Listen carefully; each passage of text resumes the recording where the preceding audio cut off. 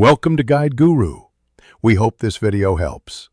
You start by confirming macOS version and making a full backup.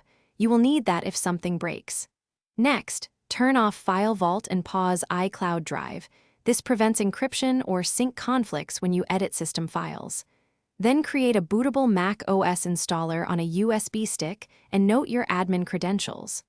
Once done, restart into Recovery to prepare for the critical step. Disabling System Integrity Protection, briefly, so the disk utility app bundle can be modified or removed. Boot into Recovery using Command-R, Open Terminal, and run csrootle disable. This temporarily lifts protections that prevent deleting system apps.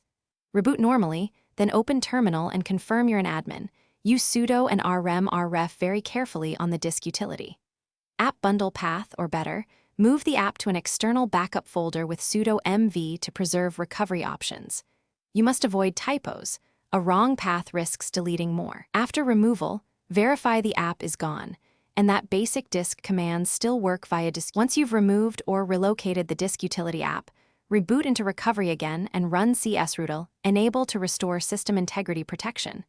This secures the system against accidental damage. After rebooting, open Terminal and run diskutle list, then try mounting a test volume to confirm core disk tools still function. If anything fails, make sure to restore disk utility from your backup or reinstall macOS using the bootable installer. If you see permission or boot failures, reinstalling the OS typically returns the app and fixes system-level issues. Thanks for watching. Consider subscribing if we helped you today.